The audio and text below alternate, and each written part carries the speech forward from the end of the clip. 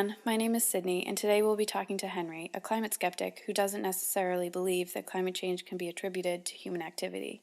Hopefully after this discussion, I will be able to shed some light on the tremendous impact human activity is really having on the environment and climate change.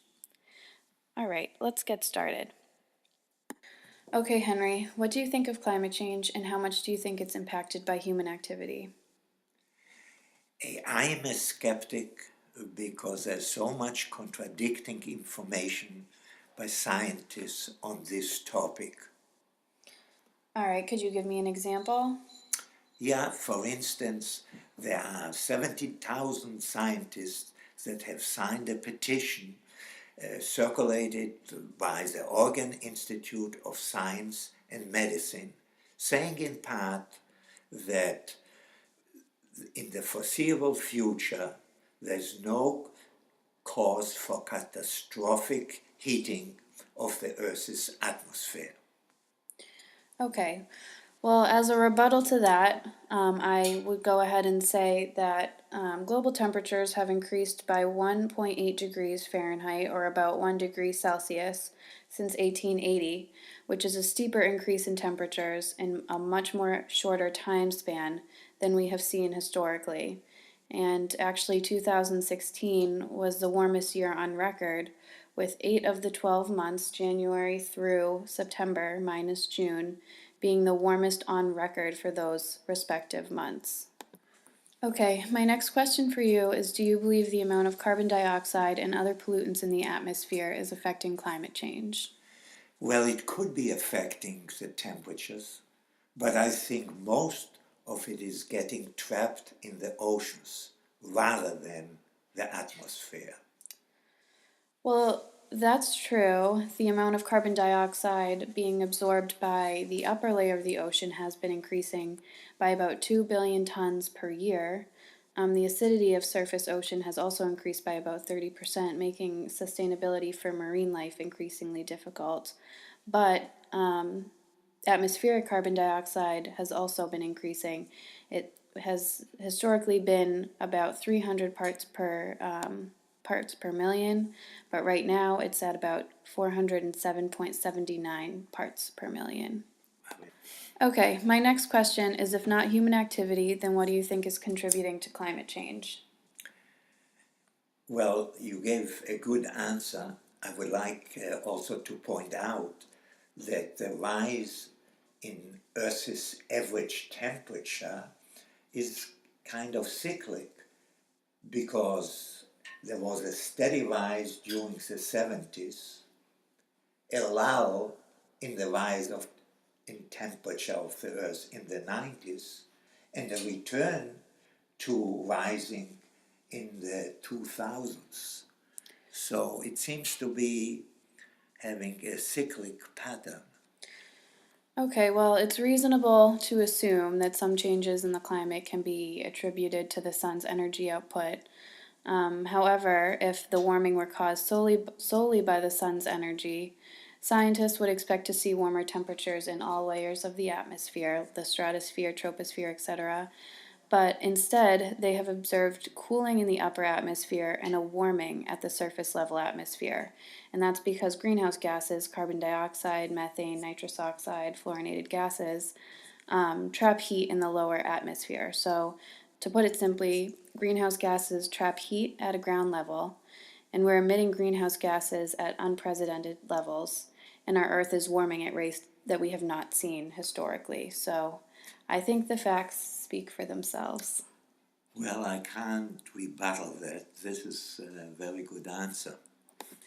My next question is, what do you think about the messages you hear and see about climate change and needing to address it? So, in terms of climate communication, what tactics tend to work best for you personally? Is it scare tactics or fear tactics? Is it statistics or hearing solutions to climate change?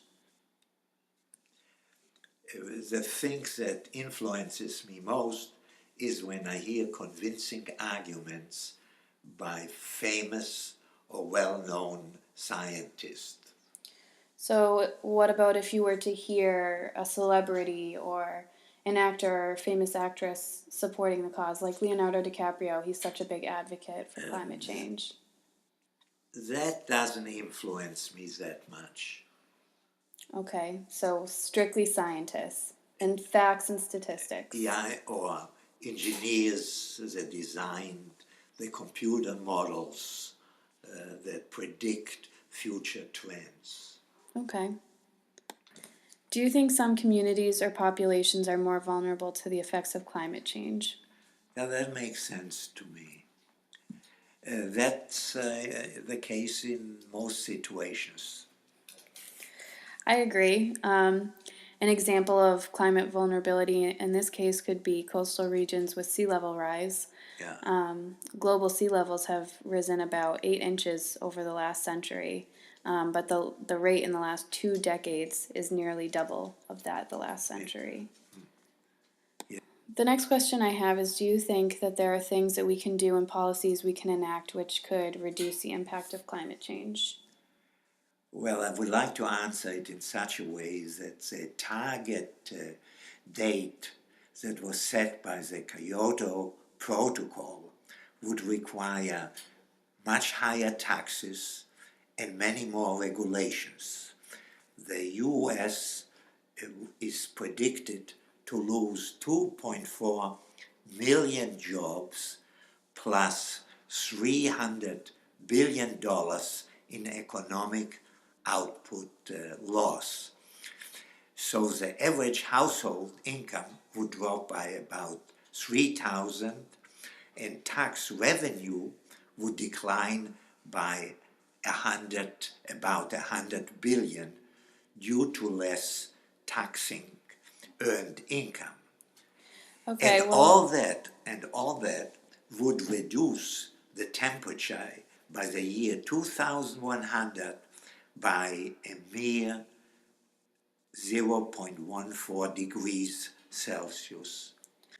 well, I agree that there are many dimensions involved. There's Yeah, science, economics, society, politics, moral and ethical issues, and it's on a huge global scale, which makes it difficult to solve or even really comprehend at an individual level. But I do think that doing little things to reduce your carbon footprint can really help, like carpooling, turning lights off, using energy efficient light bulbs, switching to renewable energy or Energy Star appliances, cutting back on red meat consumption, buying from local farmers, recycling. There are literally so many things that you can do to live a more environmentally friendly lifestyle without making big changes to your life. All right, my final question to you today is, with extreme weather events such as hurricanes, floods, and droughts, what do you think people and communities can do to adapt to such occurrences in climate change? people will have to learn to live with less material things, less comfort, and less money. I mean, I agree. There are definitely Will have to things. be sacrifices. Yep, I think that there are things being done by the governments globally and with non-government organizations, but what it really comes down to is a partnership between individuals, communities, along with the local, state, and federal government in order for things to really change. Yeah. So, I hope this interview and discussion had a little bit of an influence on your thoughts on climate change. It definitely did. It was a pleasure working and being interviewed by such a lovely lady. And I hope we can do it soon again. All right, thank you, Henry.